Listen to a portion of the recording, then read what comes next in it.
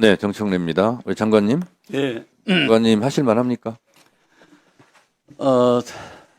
다소 이제 의정 활동보다 더 업무량이 상당히 폭주하는 것 같습니다. 국방위원, 국회의원 할 때와 장관 할 때 뭐가 좀 다르던가요? 국회의원 할 때는 여러 가지 방향 제시, 질책, 질의성이 많았지만은 장관은 여러 가지 결심과 책임이 많이 수반되기 때문에 정책의 결정을 해야 되기 때문에 네, 그런 점에서 좀 차이가 있는 것 같습니다. 실제로 집행을 해야 되는, 그렇습니다. 책임을 져야 되는 네. 그런 위치죠. 그런 의미에서 제가 여쭤보도록 하겠습니다. 네, 대한민국 군 통수권자는 대통령이죠. 그렇습니다. 예, 근데 군 통수권자와 내란 수계가 겸임을 한 적이 있습니다. 아시죠? 윤석열 내란 수계 피의자가 네, 군 통수권자를 동시에 한 적이 있죠. 그 겹치는 기간이 있었죠. 좀 다소 좀 기간이 있었습니다. 네, 모순 중에 모순이죠. 헌법 69조에 대통령이 취임 선서를 할 때 나는 헌법을 준수하고 국가를 보위하고 이렇게 취임 선서를 합니다. 근데 이 현직 대통령 군 통수권자가 헌법을 위반했다 하여 그리고 위반 정도가 중대하다 하여 헌법재판소에서 8대0 전원일치로 파면되었죠. 네, 그렇습니다. 그런데 이 헌법만 파괴한 것이 아니라 헌법을 준수하고 국가를 보위하고 그래서 보위라는 뜻이 무슨 뜻인지 알고 계시죠? 네, 보호하고 지킨다는 뜻이죠. 그런데 이 내란 수계 피의자 윤석열뿐만 아니라 실제로 국가를 보위해야 될 국방부 고위 간부들이 주요 임무 종사자로 지금 재판을 받고 있습니다. 굉장히 심각한 문제죠. 그런 의미에서 제가 몇 가지 질문을 드리겠습니다. 자, 비상계엄 내란 사태에 직접 연루된 국방부 군인들의 고위 간부들이 있고 그리고 내부에서는 이에 부하 수행한 사람들도 있지 않겠습니까? 네, 그렇게 판단하고 있습니다. 이거에 대한 감찰 계획은 있습니까? 지금 내란과 관련돼서 그걸 저는 해야 된다고 봅니다. 그리고요, 군에는 지금 이 내란 부하 수행 그리고 적극성을 띠고 부하 수행한 자들을 감찰해서 속아내는 그래서 군을 건강하게 만드는 작업을 하나 해야 되고요. 또 하나는 이와 균형을 맞춰서 실제로 땅에 떨어진 군의 사기를 진작하는 것도 동시에 병행해야 된다 이렇게 생각을 합니다. 그래서 예를 들면 이런 겁니다. 조성현 수방사 제1경비단장 같은 경우 내란을 막는데 굉장히 중요한 역할을 했죠. 네, 그리고 헌법재판소에서도 분명하게 서강대기를 넘지 말라 함으로써 내란을 막는 중요한 역할을 저는 했다고 보고 또 헌법재판소 판결문에 보면 이런 대목이 나옵니다.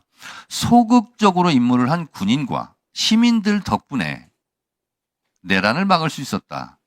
헌법재판소 공식 판결문에 이렇게 나옵니다. 그러면 소극적으로 임무를 했다는 것은 실제로 저항을 했다는 뜻이거든요.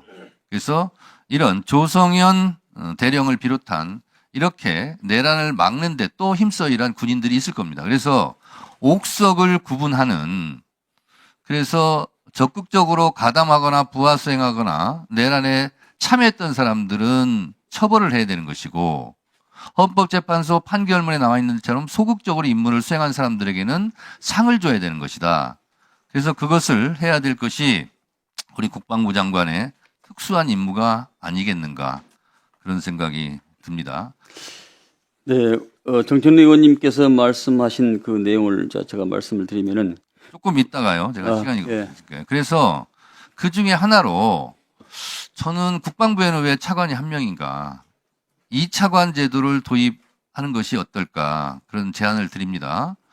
그래서 국방부 업무가 크게 본령으로 보면 군정과 군령이 있지 않습니까? 예, 근데 이 무인기라든가 드론이라든가 이런 군령 체계를 어지럽힌 그런 경우가 실제로 있지 않습니까? 그리고 현역 장교의 놀라운 증언도 있고 또 외환 유치죄에 대한 짙은 혐의도 있고 그래서 군령을 또 바로 세워야 되는 것도 국방부 장관의 임무라면 군정과 군령을 좀 나누어서 제2차관 제도를 도입해서 군의 사기도 진작하고 또 적극 가담자를 색출하기도 하고 그래서 전반적으로 국방부의 위상을 좀 높이는 그러한 일에도 적절하다. 그래서 제2차관 제도를 저는 도입할 것을 한번 검토해 보셨으면 좋겠다 이런 생각이 들고요.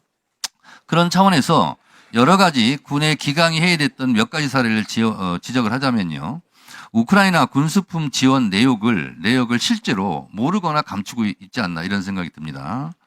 문재인 정부 때는요. 비살상용 의약품, 의류 등을 주로 지원했는데 윤석열 정부 들어서는 군수 자원을 지원했는데 이것도 거의 뭐 무상 대여가 아니라 무상 양도를 해가지고 지원한 것이 어디로 가 있는지도 모르고 내역도 파악을 못하고 있더라고요. 그래서 이것도 파악을 하셔서 저한테 보고해 주시고요. 그 다음에 비상계엄 사태 전에 무인기 자세히 말씀드리지 않았습니다만 이것도 자세하게 해야 되는데 무인기를 10월에 띄웠는데요. 이 띄우려면 5, 6월에 이것을 준비됐다는 거 아니겠습니까? 그러면 비상계엄을 5, 6월에 이미 실행한 것이 아닌가 작전을 세워서 그런 생각이 들고 병무청장님 네. 왜 상관도 없는 병무청 대전청사에 지하 벙커를 세웠습니까? 벙커를 왜 만들었어요? 네, 벙커를 만든 것은 아니고요. 자, 이게 완공이요. 2024년 11월 4일에서 11월 30일이거든요. 비상계엄 직전입니다. 그러니까 언론에서도 이거 분산 수용하려고 했던 거 아니냐.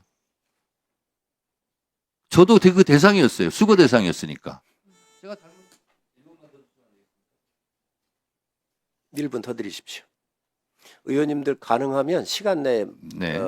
보충 저도 시간을 더 드리겠습니다. 노상원 수첩 등에 의하면 체포 리스트에도 적어도 상위권에 랭크돼 있고 노상원 수첩에 의하면 수거 대상이고 분산 배치되거나 백령도 물고기밥이 되거나 이런 상황에서 병무청에서 왜 지하 벙커가 이렇게 필요했습니까?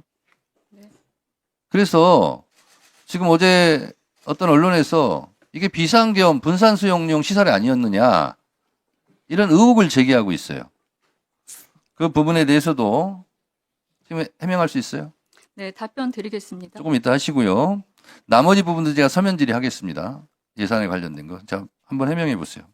네, 의원님, 저희 종합상황실은 없던 것을 새로 지하에 설치한 게 아니고 기존에 운영되던 일반 회의실과 같이 쓰던 종합상황실을 지하로 이전 설치한 것입니다. 자, 네. 의심받는 일 하지 마시고요. 네. 그리고 어제 뭐 어떤 언론 보도가 있었는데 거기에 적극 해명하시기 바랍니다. 네, 알겠습니다. 지금 말씀하십시오. 청장님. 네. 저기 2024년 1월에 행안부의 중앙행정기관 비상대피시설 구축 계획에 따라 24년 1월에 계획이 세워졌고 상황실에 대한 점검은 23년 8월에 점검이 이루어졌습니다. 그래서 이 구축 계획에 따라 관련 기관과 예산 협의를 거쳤습니다. 그러니까 지하 상황실을 새로 구축한 게 아니고 기존 9층에 있던 일반 회의실과 종합 상황실을 같이 사용했었는데 그거를 지하로 이전 설치한 상황입니다. 다만 설치하는 과정에서 예산의 시급성이라든가 사업의 유사성 판단에 있어서는 미흡했던 부분이 있습니다.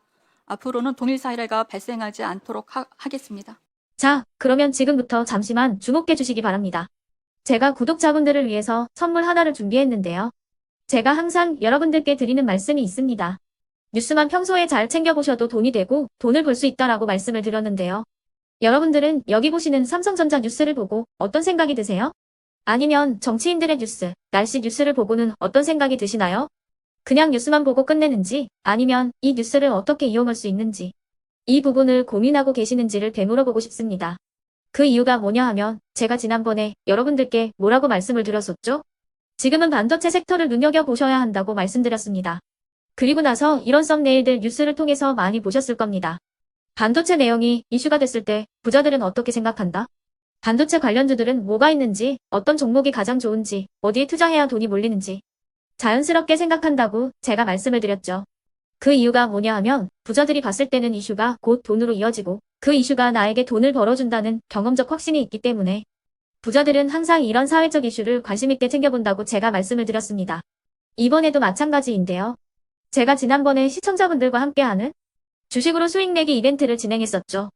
당연히 100% 무료로 진행을 했었고요. 여기 보시면 아시겠지만 제가 지난번에도 구독이라고 보내주신 모든 시청자분들께 반도체 관련주 중에 가장 크게 급등할 딱 한 종목, 많은 종목도 아니라 한미반도체 한 종목을 여러분들께 추천드렸어요. 그러면서 여기 나와 있는 대로 정확히 얼마에 매수해야 하는지, 그리고 수익률이 어느 정도 나왔을 때 팔아야 하는지를 이런 부분들까지 여러분들에게 정확히 알려드렸었는데 지금 실제로 어떻게 되었다? 오른쪽을 보시면 아시겠지만 제가 지난번 문자 발송으로 이 한미반도체를 소개해드리고 나서 실제로 이렇게 5배 이상 어마무시한 상승이 나왔습니다. 100만 원만 투자를 했어도 무려 500만 원이 넘는 수익금이 생긴 거죠. 그래서 당시에도 굉장히 많은 분들이 제가 드린 이 한미반도체로 수익을 내실 수가 있으셨을 텐데요. 다시 한번 축하드린다고 말씀을 드리겠고 이번에도 마찬가지입니다. 앞으로도 2024년, 2025년 계속해서 기대해볼 섹터는 AI입니다. 그 중에서도 AI 반도체는 그 누구도 부정할 수 없는 미래 성장 산업입니다. 그러면 우리가 어떻게 생각해 볼 수 있을까요? AI 반도체 종목 중에 앞으로 크게 대장 역할을 하면서 10배 이상 급등할 수 있는 텐베고 종목을 지금부터 열심히 추적해야 한다는 겁니다. 큰 돈을 투자하지 않더라도 월급의 일부분 아주 소액이라도 이 종목을 모아가야 수백 %의 수익률을 손에 쥘 수 있는 것이죠.